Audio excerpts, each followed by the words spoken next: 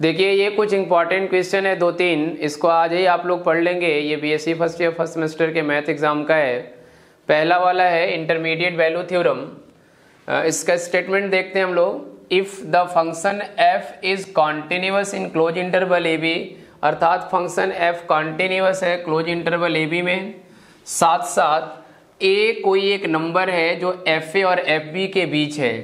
देखो ये आपका इंटरवल ए और बी था, तो इस पे फंक्शन का मान जब निकालेंगे तो ए पर एफ ए आएगा और बी पर एफ बी आएगा।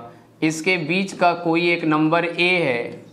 ये कह रहा है कि there exist a number a between f a and f b, then x not, a और बी के बीच में एक नंबर बिलोंग करता है एक्स नॉट नाम का, जिस पर एफ एक्स नॉट की वैल्यू हम लोग निकालेंगे तो वह ए के इक्वल होगा। ये प्रूफ करके दिखाइए, यही आपको प्रूफ करना है।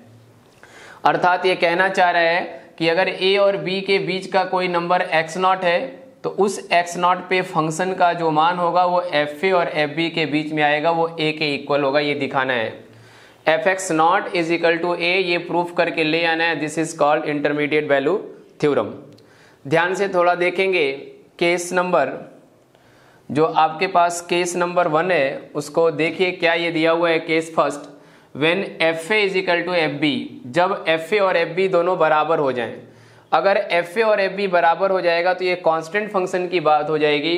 तो हर जगह ये वैल्यू, चाहे एक्स नॉट रखें, चाहे एक्स वन रखें, चाहे एक्स टू रखें, हर जगह ये वैल्यू बराबर ही आएगी। तो ये लिखा in this case result is true for all x. अगर एफ ए की वैल्यू एफ बी के बराबर होगी तो ये हर जगह इक्वल होगा, क्योंकि आप समझ रहे हैं कांस्टेंट फंक्शन का केस होगा। तो जब एफ एक्स बराबर ए लिख देंगे आप तो एफ एक्स नॉट बराबर भी ए होगा, एफ एक्स वन बराबर भी ए होगा, एफ एक्स टू बराबर भी ए होगा। ऐसे ही कोई भी वैल्यू लेंगे तो डॉट डॉट डॉट सबका ए ही मिलेगा। तो लिखा in this case result is true for all x not. Result हमारा हर एक्स नॉट के लिए ट्रू होगा। लेकिन अगर यहीं पर ऐसी वैल्यू आ जाए कि जब एफ ए की वैल्यू एफ बी के बराबर ना हो, तब चलते हैं आगे। जब एफ ए की वैल्यू एफ बी के बराबर न हो तब आप आगे बढ़ते हैं। केस फर्स्ट है f A is equal to F b, case second है f A is not is equal to F b. Capital A lies between f a and f b. मान लिया कि कैपिटल ए लाई करता है f A और F B के बीच में, तो आप समझोगे थोड़ा, जैसे ये 1 है और ये 2 है और बीच में ये कोई एक पॉइंट हो गई ए का मतलब हो गया जैसे ये 1 है, ये 2 है और ये 1/2 हो गया। ठीक, सॉरी 3/2 हो गया। इन दोनों के बीच 3/2 हो गया। तो यदि हम लोग 1 - 3/2 करेंगे तो, और 3/2 एफ ए माइनस ए और ये एफ बी माइनस ए 2 - 3/2 करेंगे तब देखिए इसकी जो वैल्यू होगी ये हो गया ए माइनस, ये जो पहला वाला मान आपके सामने दिखाई दे रहा है ये वैल्यू देखिए, ये हो गया आपका एफ ए माइनस ए। इसकी जो वैल्यू होगी वो निगेटिव आएगी। और इसकी एफ बी माइनस है तो ये एफ बी माइनस ए है तो इसकी वैल्यू पॉजिटिव आएगी। तो जब कभी आप ऐसा वर्क करेंगे ऐसा वर्क करेंगे, एफ ए माइनस ए और एफ बी माइनस बी की वैल्यू निकालेंगे तो इन दोनों की साइन, अगर इसकी साइन निगेटिव होगी तो इसकी साइन पॉजिटिव होगी। आर ऑफ अपोजिट साइन, ये अपोजिट साइन देगा। Now we define a new function. अब हम लोग एक नया फंक्शन जी एक्स डिफाइन कर रहे हैं क्लोज इंटरवल ए बी में, इस तरह से कि जी एक्स बराबर ए है। देखो आपके पास पहले से एफ ए नाम की एक वैल्यू थी, एफ बी नाम की वैल्यू थी। इसी तरह से जैसे f जो फंक्शन था, इसी आधार पे हम लोग gx नाम का एक फंक्शन निकाल रहे हैं जहां gx की वैल्यू a है, a कांस्टेंट है और हर x बिलोंग करता है क्लोज इंटरवल ए बी में। देखिए इसके बाद वाली लाइन आप ध्यान से थोड़ा मिलाएंगे। देखिए ये दूसरा वाले लाइन में कह रहा है, दूसरे वाली लाइन में ये कह रहा है कि then gx is a continuous function. Obviously जब आप gx बराबर a मान लिए हैं तो gx बराबर a जब भी कोई फंक्शन मानेंगे, ये देखिए gx is equal to a, तो a इज ए कांस्टेंट। तो आप ये कह सकते हैं कि every constant function is continuous, इसलिए gx हमारा कॉन्टिन्यूअस फंक्शन है। अब फर्दर h जो है f माइनस जी है, f और g को जब घटाते हैं तो एक नया फंक्शन h आता है also a continuous mapping defined by, इस मैपिंग को हम डिफाइंड इस तरह से करेंगे एच एक्स बराबर एफ एक्स माइनस ए, जहां जी एक्स की वैल्यू ए है। ध्यान से देख लो आप, एच एक्स बराबर एफ एक्स माइनस जी और जी एक्स की वैल्यू ए है तो यहाँ ए रख लिया। Clearly h a and h b are of opposite sign, ये बात श्योर हो गई कि अगर एच ऑफ स्मॉल ए का मान निकालेंगे वह और एच ऑफ स्मॉल बी का मान निकालेंगे वह दोनों अपोजिट साइन की होगी। अगर एक पर वैल्यू नेगेटिव आएगी तो एक पर वैल्यू पॉजिटिव आएगी, क्योंकि एफ एक्स माइनस ए की वैल्यू एफ ए माइनस ए होगा एक बार और ये एफ बी माइनस ए होगा, दोनों की साइन अपोजिट होगी, तो जो एच ए और एच बी है उसका साइन भी अपोजिट होगा। इसका मतलब ये श्योर हो गया कि एक वैल्यू प्लस हो गई और एक वैल्यू माइनस हो गई। तो अगर प्लस और माइनस के बीच में जाते हैं तो एक वैल्यू जीरो जरूर मिलती है। मान लो ये -3 है और यहाँ +3 है, इसके बीच में जीरो जरूर होगा।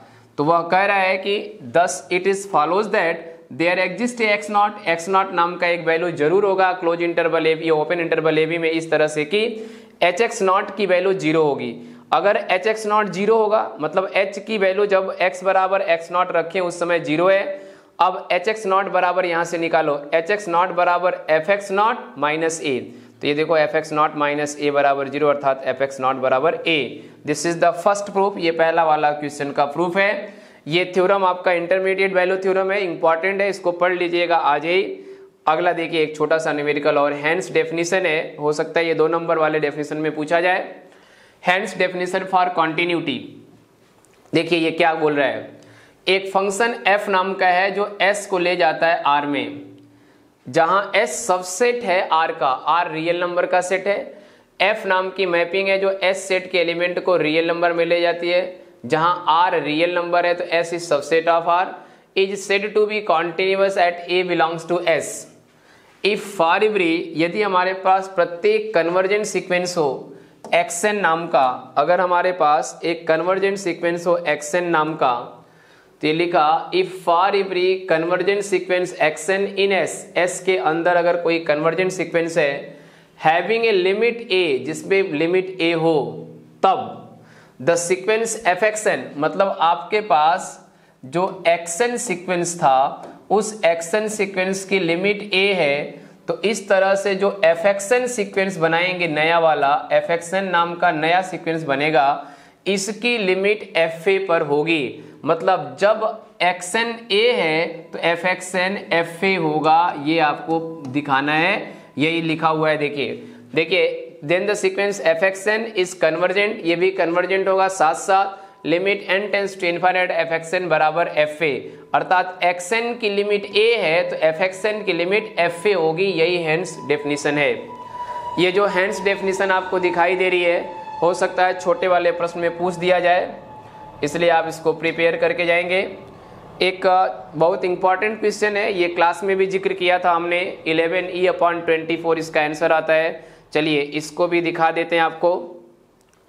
कितना मिनट हुआ देख के बताना हमको, ज़्यादा बड़ी ना। ठीक है अभी चलने दो। देखिए prove that limit x tends to 0 1 plus x के power 1/x minus e plus 1/2 into e x upon x square is equal to 11e/24। कुछ किताब में ये सॉल्व भी था, कुछ लोग कर लिए होंगे इसको, कुछ बच्चों को ये हम सॉल्व करके दे रहे हैं, अभी देख लेंगे जिसमें सॉल्व नहीं था। देखो ये क्या डिमांड क्या कर रहा है। देखो आपके पास सबसे पहले इसका लेफ्ट हैंड साइड उतार लो, limit x tends to 0 1 plus x के power 1/x minus e plus 1/2 e x upon x square. इसको और इसको दो को टच नहीं किए, खाली 1 प्लस एक्स के पावर 1/x को हम लोगों ने लिख दिया e to the power log 1 plus x के पावर 1/x, क्योंकि आपको ये बात पहले से मालूम है, आपको कुछ चीजें पहले से मालूम है। जैसे ये x है, इसको लिख सकते हैं हम लोग e to the power log और x, e और log एक दूसरे को कैंसिल कर देते हैं, x जमीन पे आ जाता है।